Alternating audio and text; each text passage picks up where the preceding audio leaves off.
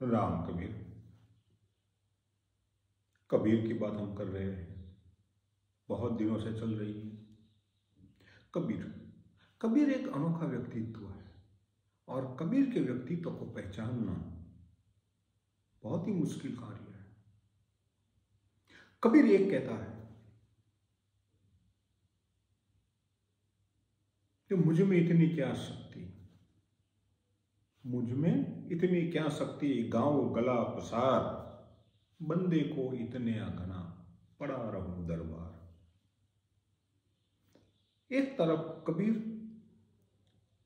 पंडितों से लड़ता है, मुल्लाओं से लड़ता है, समाज से लड़ता है, अपने अस्तित्व के लिए लड़ता है। आम जनता, सामान्य जनता की आवाज बनकर खड़ा रहता है। वो कबीर ये भी कहता है कि मुझ में इतनी शक्ति क्या, गांव गला पसार, मैं परमात्मा का गुण गाने के लिए अपना गला फाड़ दूं, इतनी शक्ति मुझ में नहीं है। मैं इतना बलवान नहीं, बंदे को इतनी घनी, इस बंदे को बस इतना बहुत है, काफी है, पड़ा रहूंगा दरबार। कहीं एक कोने में, इस ब्रह्मांड में, इस दुनिया में कहीं पर भी मैं पड़ा रहूंगा, बस काफी है। मुझे न महल चाहिए, न राज चाहिए, ये चाहिए, वो चाहिए, संपत्ति चाहिए, कुछ नहीं चाहिए। बस तेरे दरबार में, ये जो तेरा दरबार है, ये ब्रह्मांड पूरा तेरा दरबार ही है, तो इसी पूरे ब्रह्मांड में मैं कहीं पर भी पड़ा रहूंगा। तो ये कबीर के वचन है, बहुत अनोखे हैं। हम समझ नहीं रहे कि कबीर न किसी के सामने झुकता है, न किसी की सुनता है। क्या कहता है? बिल्कुल उलट बानी कहता है। तो बात तो यही है कि तुझे पराई क्या पड़ी, तुझे पराई क्या पड़ी, तू अपनी निवेड़, तुझे पराई क्या पड़ी, तू अपनी निवेड़। ये दुनिया है बावरी, मत किसी को छेड़। ये दुनिया है बावरी, मत किसी को छेड़। क्यों छेड़ता है? पखा पखी पेखने सब जग बुलाना, पखा पखी पेखने सब जग बुलाना, निरपक्ष होए के हरि बजे सोई संत सयाना।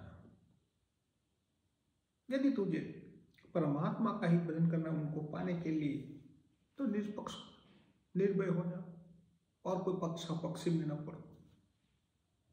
मैं इनके साथ खड़ा हूं, इनके साथ खड़ा हूं।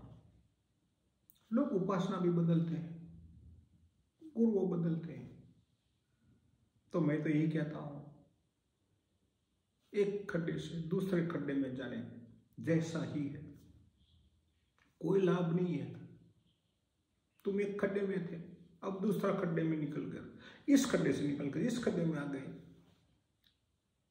क्या लाभ? उसमें निकल के तीसरे में जाओगे, चौथे में जाओगे, कितने खड्डे में जाओगे?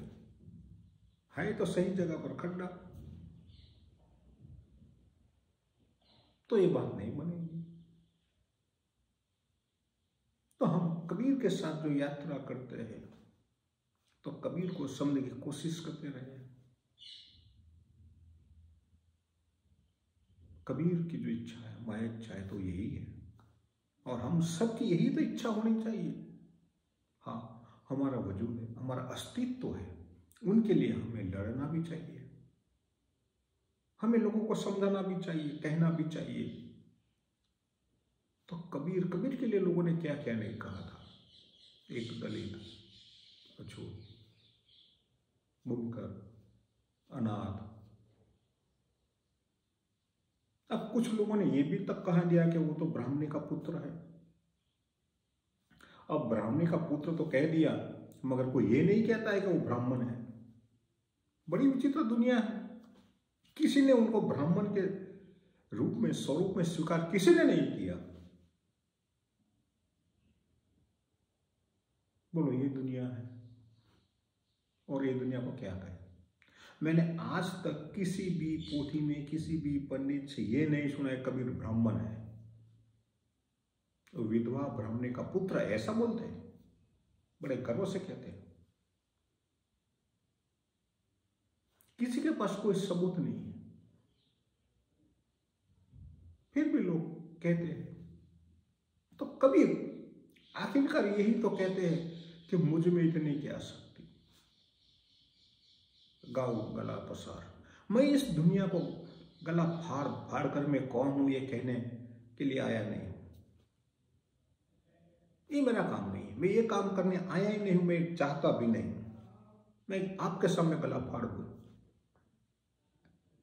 मैं तो इतना चाहता हूं बस इस ब्रह्मांड में परमात्मा कहीं पर भी मुझे जगा दे,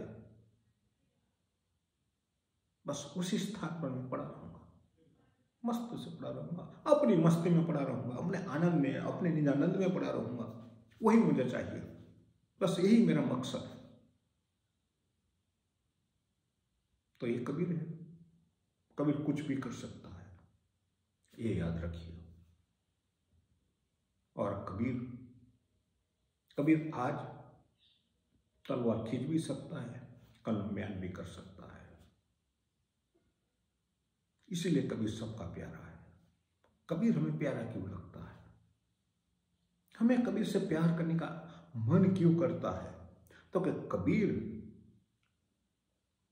की जो वाणी है, उनके जो वचन है वो भीतर से निकलते हैं। और कबीर के जो वचन है वो लिखा लिखी के नहीं, वो देखा देखी के, जो देखते प्रत्यक्ष है, उनका हृदय जो कहता है, उनका भाव जो कहता है, बस वही वो व्यक्त करता है। तो आते रहिए, सुनते रहिए, और कबीर के साथ हमारी यात्रा जो है बस हो गया, उनको आगे बढ़ाते रहिए, बढ़ाते रहिए। कहाँ जाना है, हमारी मंजिल कहाँ पर है वो मुझे नहीं मालूम, आपको भी नहीं मालूम, बस चलते चलते अपनी मंजिल एक दिन अवश्य आ जाएगी।